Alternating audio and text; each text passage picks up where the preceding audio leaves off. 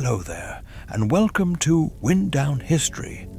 I'm glad you found your way here, because tonight we'll be drifting through the quiet history of Christmas. Wherever you are, let this be your moment to slow down. Let the day soften, the edges blur, and your thoughts settle. Tonight, we'll stay with the quiet wonders of the midwinter past, the ancient roots of the feast, the glow of Victorian inventions, and the strange, beautiful customs of the frozen months. Some details may surprise you. Others can simply float by, soft and unbothered. If this kind of peaceful wonder helps you, consider liking and subscribing. But for now, get comfortable, and let's begin. In the long history of warfare, there is perhaps no moment as quiet or as strange as the Christmas of 1914. On the Western Front, the noise of the guns had been constant for months, a mechanical rhythm that defined the landscape. But on Christmas Eve, the temperature dropped, freezing the mud, and a different sound began to drift across the lines. German soldiers lit small candles on small trees set along their trenches, and they began to sing Stille Nacht. The British troops, seeing the lights and hearing the melody, responded with their own carols. Without any command from generals, and against strict orders, men from both sides climbed out of the trenches, meeting in the frozen space of no man's land to exchange tobacco, buttons, and food. For a few brief hours, the war simply stopped, replaced by the older, deeper habit of sharing a winter night. Peace, it turned out, was not a treaty, but a spontaneous silence. It is difficult to conceive of a Christmas where the celebration itself is illegal. Yet this was the reality in mid-17th century England. The Puritan government, viewing the holiday as a festival of excess and disorder rather than piety, decided to cancel it entirely. In 1644, an Act of Parliament declared that December 25th should be a day of fasting and humility, not feasting. Shops were forced to stay open, and town criers walked the streets shouting, "No Christmas! No Christmas!" Churches were locked to prevent special services, and soldiers were sometimes sent to patrol the streets, checking for the smell of roasting meat or the sound of merriment. But culture is stubborn. Behind closed shutters and in private cellars, people continue to eat mince pies and drink ale, preserving the warmth of the season in secret. A law can change a calendar, but it cannot easily extinguish a tradition that lives in the home. Before the end of the 19th century, lighting a Christmas tree was a task filled with beauty and immense danger. Trees were illuminated with real wax candles clipped to the drying pine branches, meaning a bucket of water or sand had to be kept nearby at all times. That changed in a parlor in New York City in 1882, thanks to Edward Johnson, a colleague of Thomas Edison. He hand-wired 80 red, white, and blue bulbs together and wrapped them around his tree, which was placed on a rotating electric stand.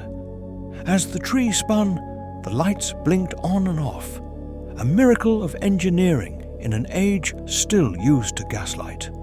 Passers-by stopped outside the window, staring at the glowing glass that produced light without a flame. It would take decades for the technology to become affordable for everyone. But in that quiet parlor, the modern look of the winter night was born. Long before the modern calendar, the Romans understood the need for a festival to break the darkness of midwinter. They called it Saturnalia, a week-long celebration in December held in honor of Saturn, the god of agriculture. It was a time of reversal, where the rigid social order of Rome was temporarily suspended. Courts and schools were closed, and in many households, masters would serve dinner to their enslaved workers, or they would dine together at the same table. They exchanged gifts, often small wax candles called cereae, which signified the returning light of the sun after the solstice.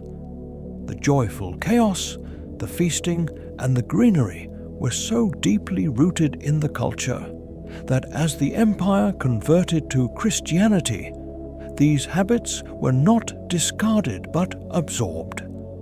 The spirit of the Roman winter simply flowed into the new faith, carrying the image of the nativity scene, the manger, the animals, the quiet family, is so familiar now that it feels eternal, but it has a specific birthplace.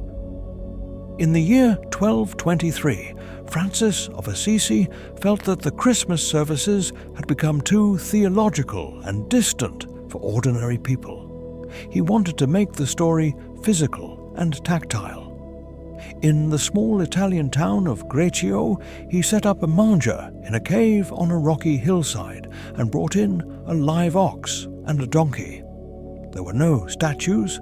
The altar was simply the stone and the hay, allowing the villagers to see the setting with their own eyes. They gathered with candles and torches, lighting up the dark woods as they climbed to the cave.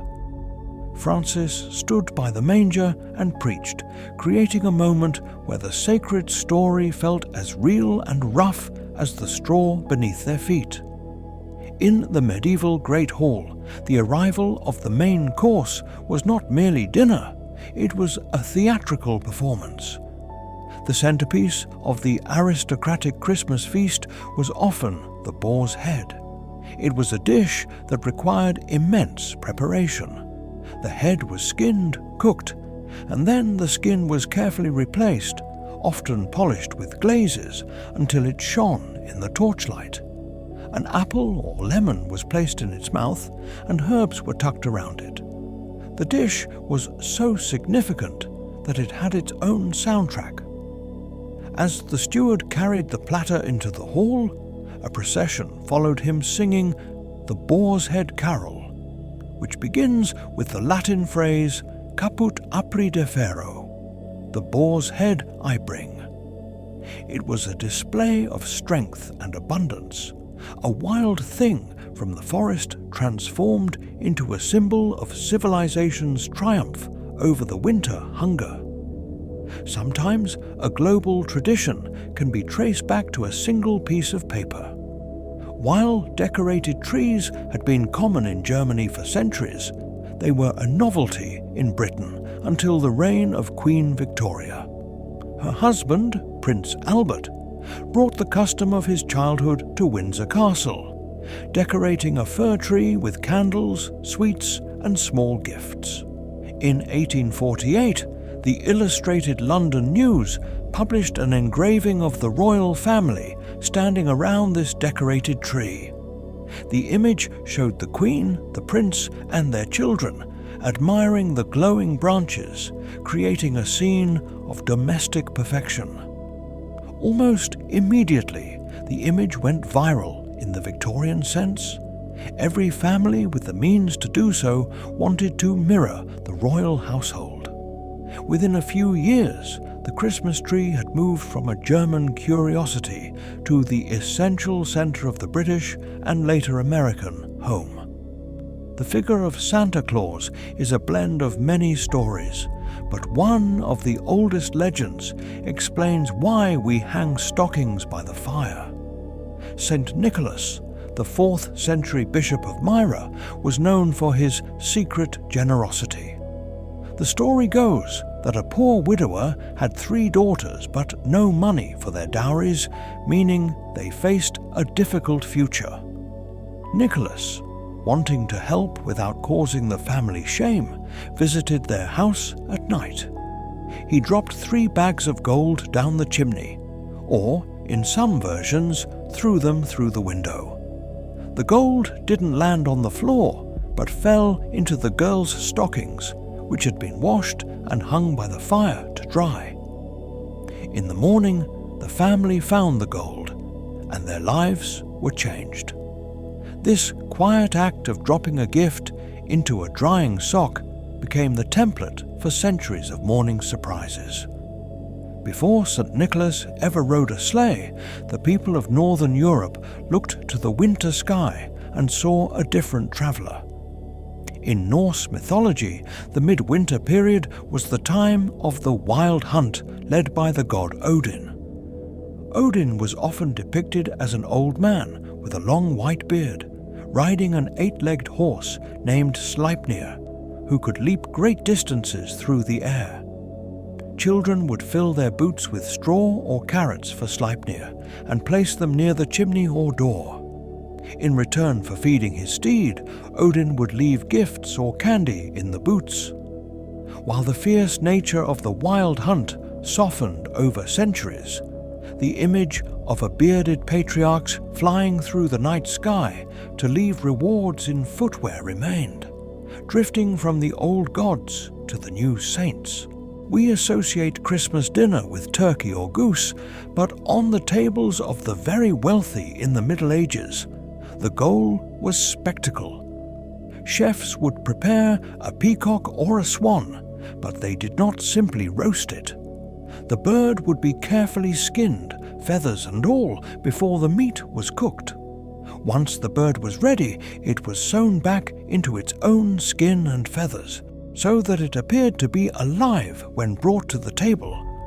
Sometimes the beak of the swan was gilded with real gold leaf, or a piece of cotton soaked in spirits was placed in the peacock's beak and lit, so the bird arrived breathing fire. The taste of the meat was often dry and tough, secondary to the visual wonder. It was food designed to be looked at, a centerpiece that proved the host could command nature even in the dead of winter. The Christmas cracker, that paper tube that snaps when pulled, was the invention of a London confectioner named Tom Smith. In the 1840s, Smith visited Paris and saw bonbons, sugar-coated almonds wrapped in twists of paper. He tried selling them in London, but sales were slow. Sitting by his fire one evening, he listened to the crackle and pop of the burning logs. He wondered if he could add a sound to the sweet, a spark of excitement.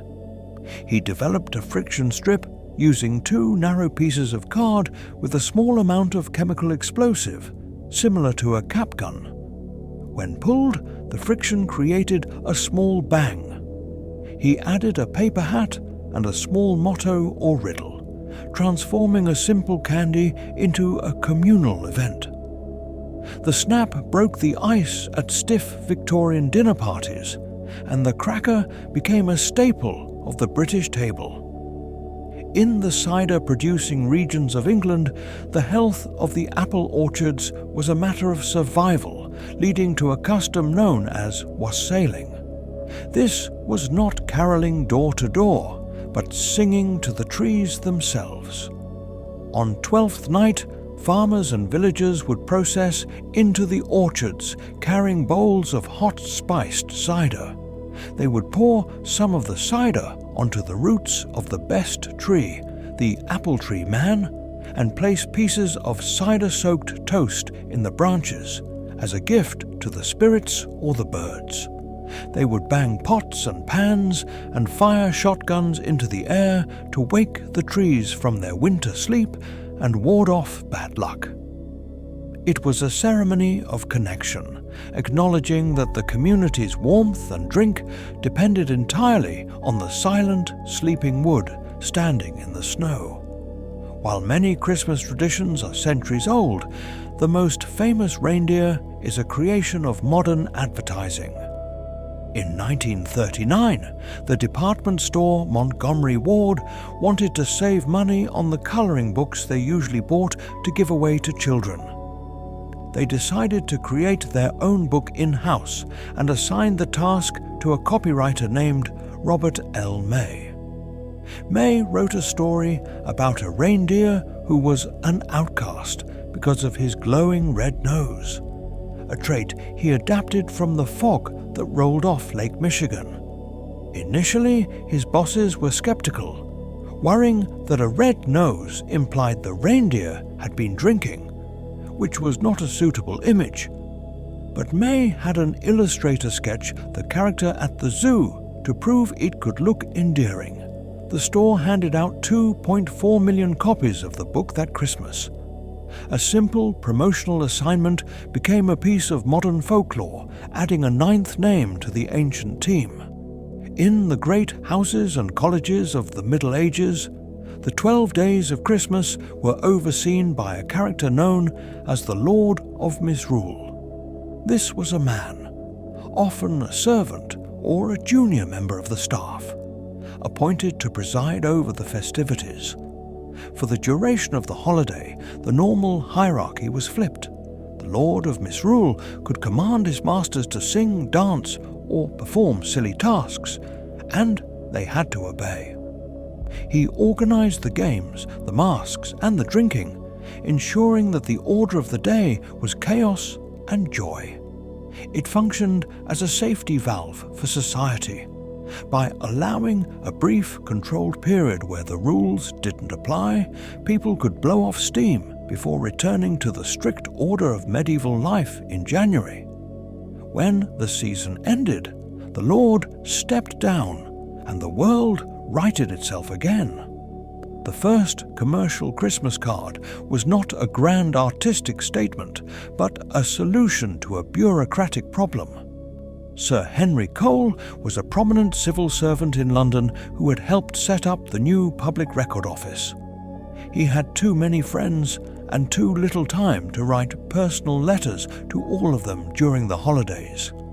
Efficiency was his goal. He asked his friend, the artist John Calcott Horsley, to design a generic image that could be printed.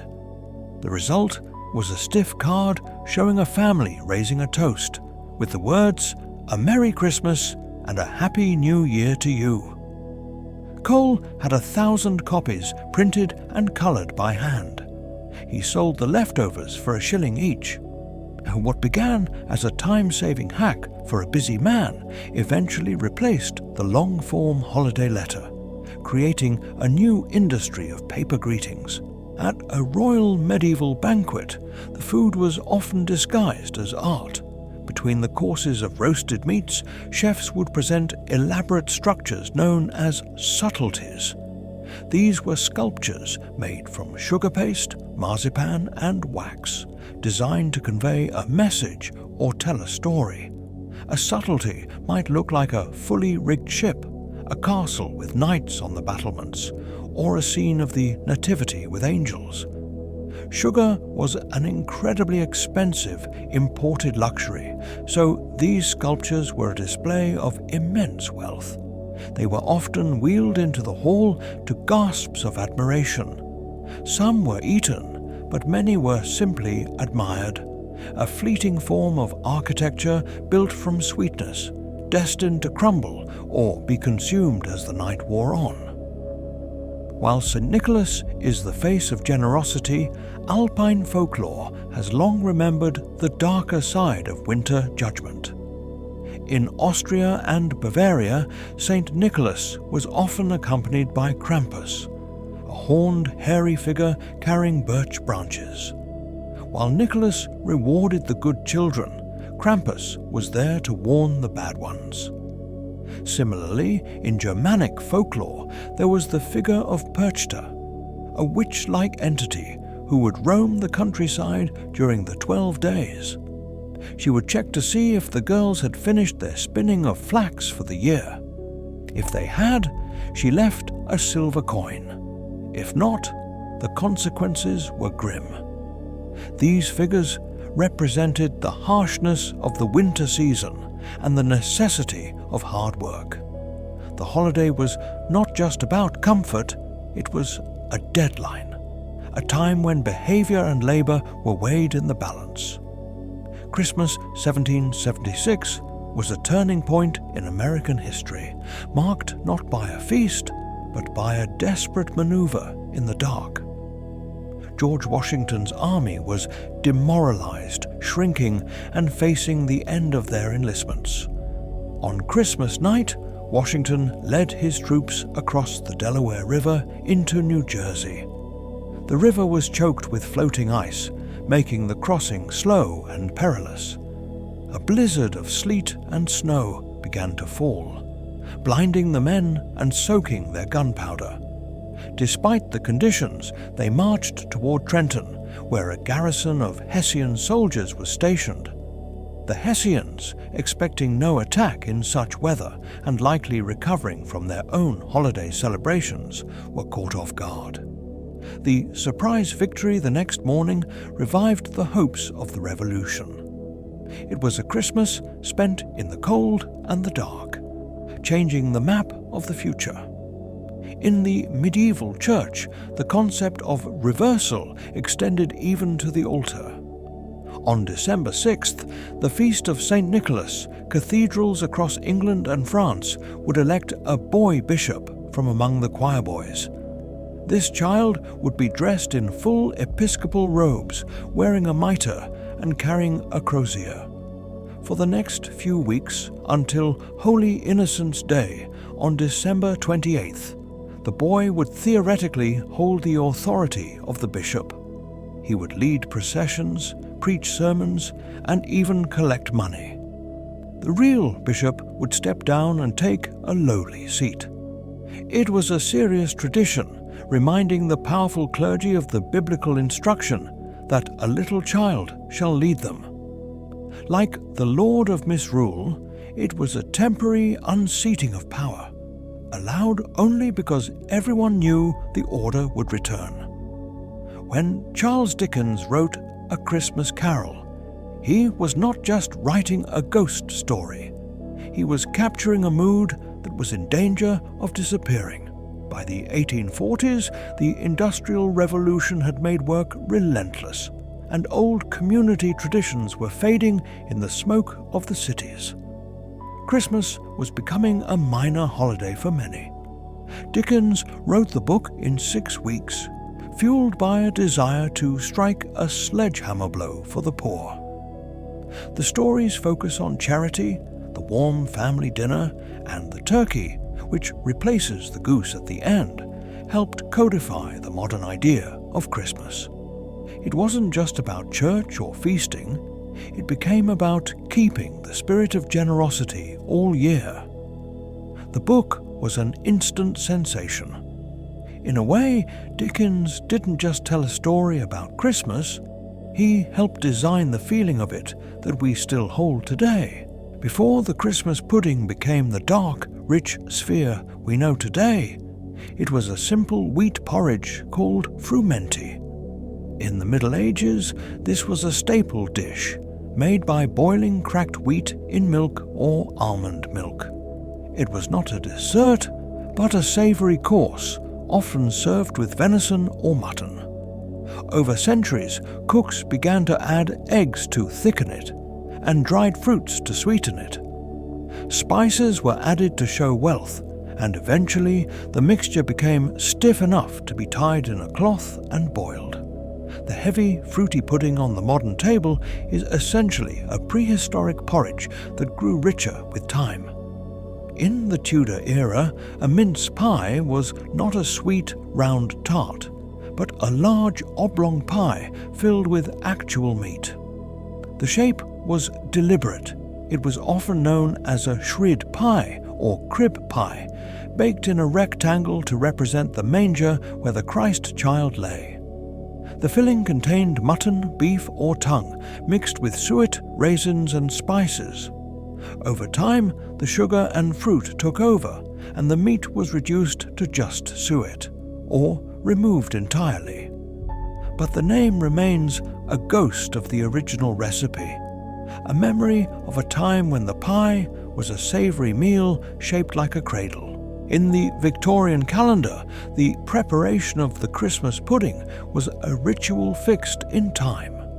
It took place on Stir-Up Sunday, the last Sunday before Advent, roughly 5 weeks before Christmas. The name came from the Anglican prayer read in church that day. "Stir up, we beseech thee, O Lord." families would gather in the kitchen to mix the heavy ingredients. Every member of the household, from the master to the youngest child, was expected to take a turn stirring the bowl. Tradition dictated that you must stir from east to west, honoring the journey of the Magi. It was a moment of collective effort, ensuring the feast would be ready when the day finally arrived.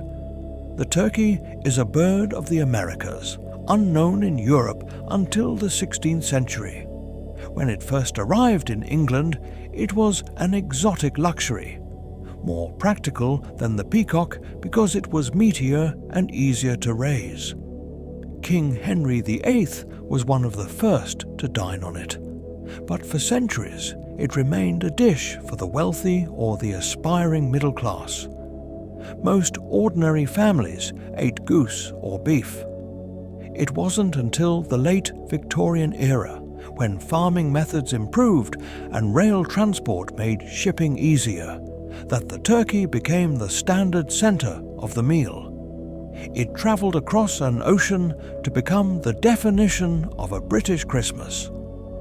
Long before paper crowns were put into Christmas crackers, there was the tradition of the king cake.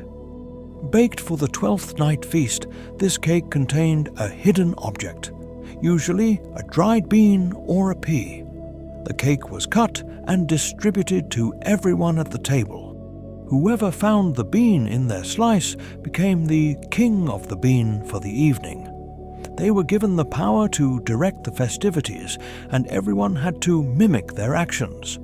If the king drank, everyone drank. It was a game of chance that allowed a servant or a child to briefly hold the highest status in the room. During the Second World War, the British Christmas had to adapt to severe shortages. With dried fruit, sugar, and meat heavily rationed, the traditional feast required ingenuity.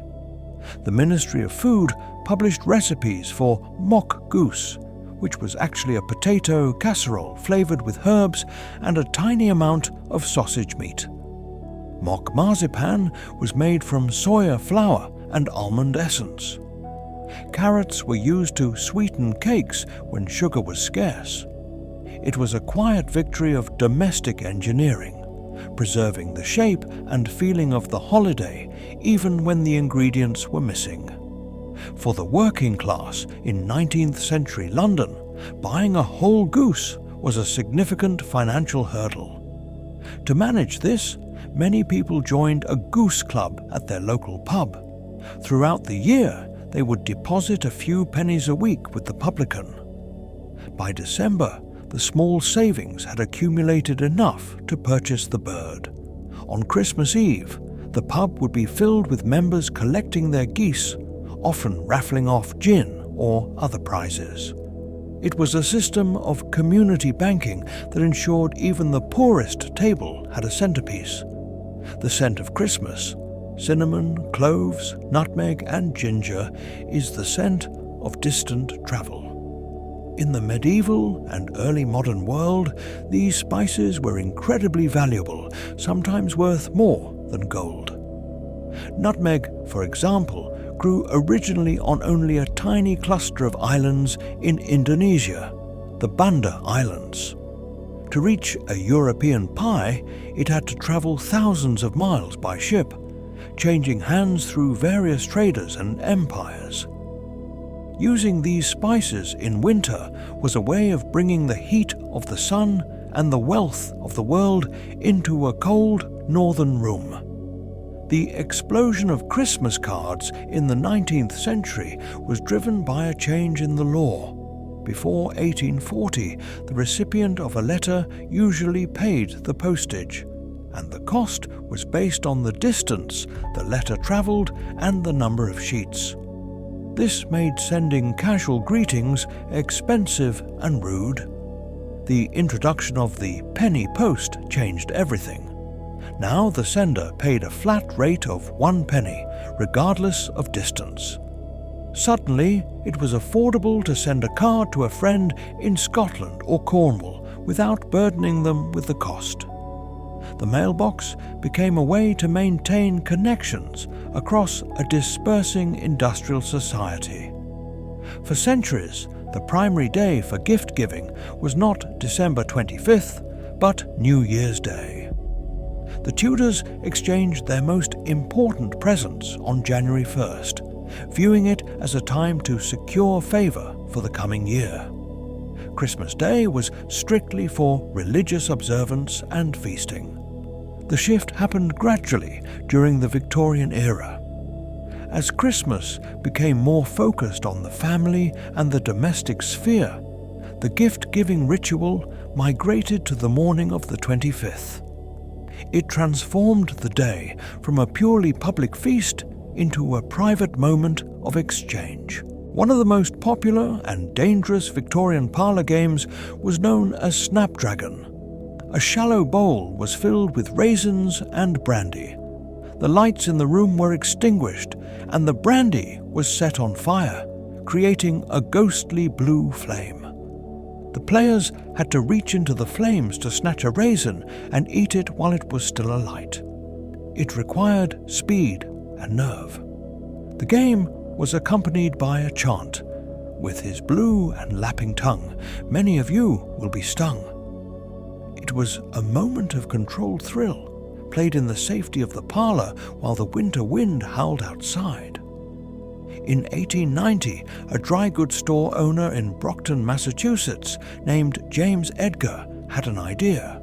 He had a custom Santa suit made and began walking around his store, greeting children and handing out small gifts. Until then, Santa had been an illustration or a distinct figure of folklore. Edgar made him a physical presence in the commercial world. The reaction was immediate. Children travelled from miles around just to see the live Santa. Within a decade, large department stores across America had installed thrones and grottos. The mythical figure had found a terrestrial home sitting among the merchandise. The tradition of counting down the days to Christmas began in Germany among Lutherans. Originally, it was not a cardboard box with chocolate. Families would simply make a chalk mark on the door for each day of December, wiping one off as the day passed. Others would light a new candle each evening or hang a small religious picture on the wall. The first printed Advent calendar with little opening doors appeared in the early 20th century. It turned the abstract waiting period into a physical progression, a way to measure patience. There is a flower that blooms in the snow known as the Christmas rose or hellebore. A medieval legend explains its connection to the holiday. It is said that a young shepherdess named Madelon was weeping because she had no gift to bring to the stable in Bethlehem. An angel saw her tears and brushed the snow aside, revealing a white flower with pink tips. Madelon gathered the blooms and brought them as her offering. Botanically, the hellebore is one of the few plants that flowers in the depths of winter, offering a sign of life when the rest of the garden is asleep. When the Puritan government banned Christmas in the 1640s, the people did not simply accept it. In cities like Canterbury, the ban led to actual riots. Shopkeepers who opened their doors on Christmas Day were attacked by crowds who threw stones and demanded the shops close. People hung holly on their doors in defiance of the law and played football in the streets. The plum porridge riots were a defense of leisure and tradition against the state. It proved that the holiday was not just a religious date, but a deeply held right to rest and celebrate. Long before the English language existed, the people of Scandinavia celebrated Yule. It was a midwinter festival centered on the return of the sun and the memory of the ancestors. It involved the slaughtering of livestock, so they wouldn't have to be fed through winter, and the brewing of ale.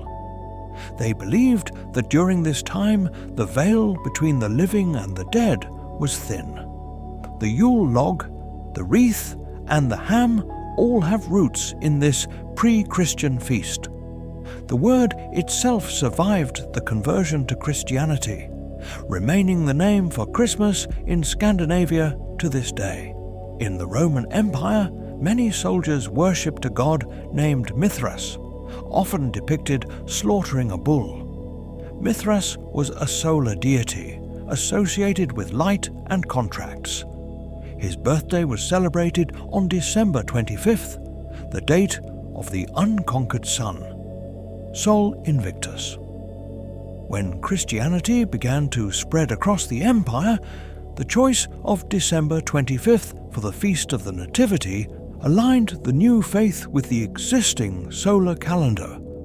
It allowed the celebration of the light of the world to coincide with the day the sun began to regain its strength. We often assume Christmas has always been celebrated, but for the first few centuries of the Church, Easter was the only major feast. The birth of Jesus was not marked on the calendar. The first clear written record we have of December 25th being observed as the Nativity comes from a Roman document known as the Chronography of 354, produced for a wealthy Roman Christian named Valentinus. It lists the martyrs and feasts. For December 25th, it simply states, Natus Christus in Bethlehem, Judea. Christ was born in Bethlehem of Judea. It is a quiet bureaucratic entry that marks the beginning of the official history. In medieval towns, the silence of the night was broken by the waits. These were originally municipal watchmen who patrolled the streets to guard against fire and theft. To prove they were awake and on duty, they carried instruments, shawms, pipes or drums, and played at marked hours. Over time, their role shifted from purely security to ceremonial music.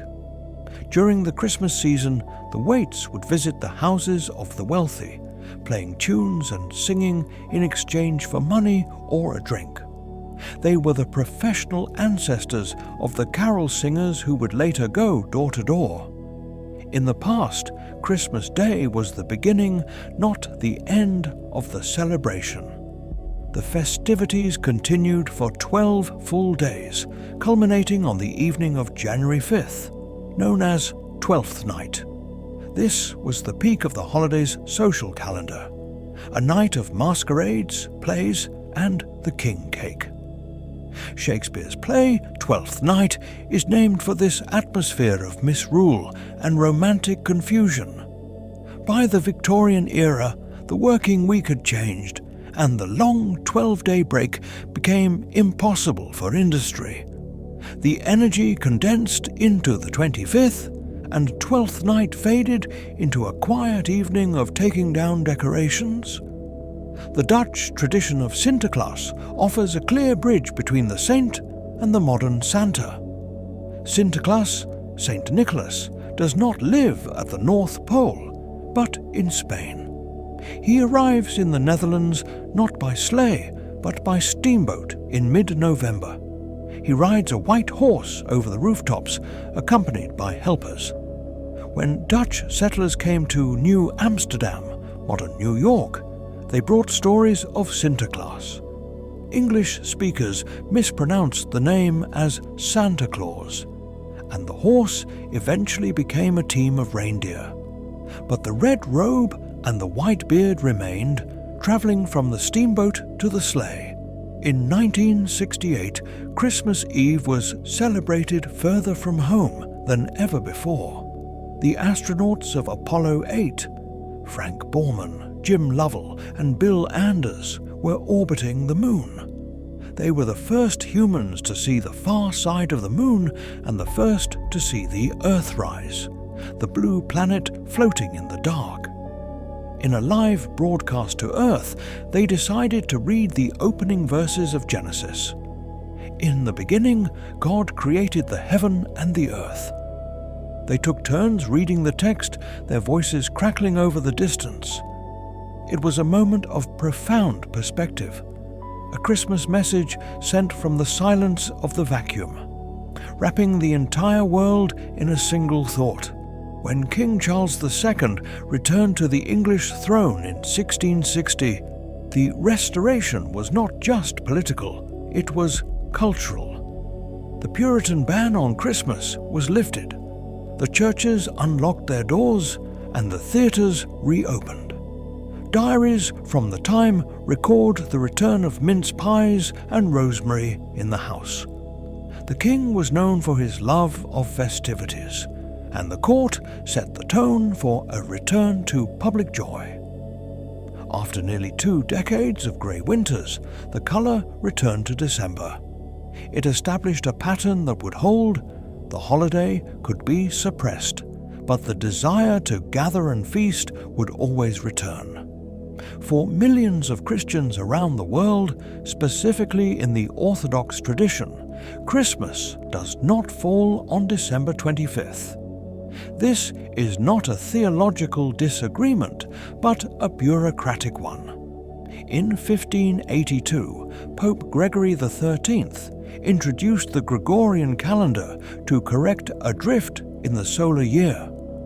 Most of the Catholic and Protestant world adopted the new calendar.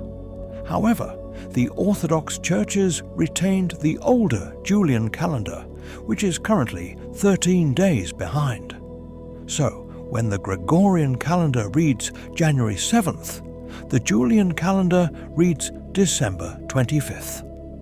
It is a reminder that time is a human measurement, and the sacred moment depends on which clock you are watching.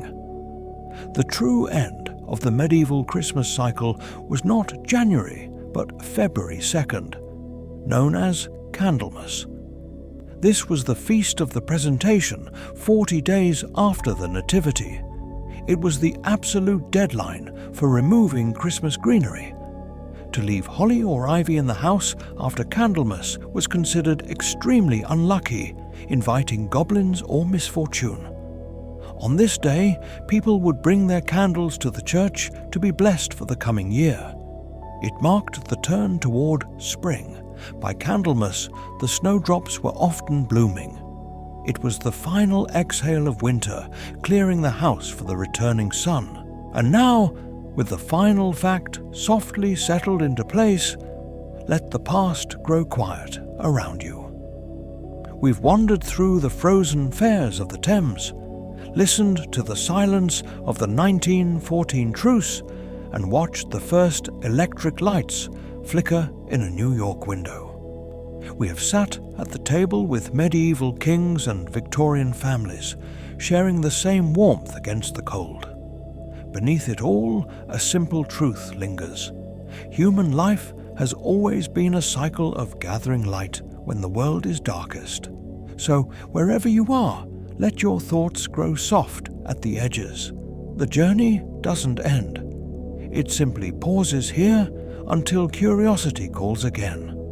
Sleep well, and thank you for drifting with me.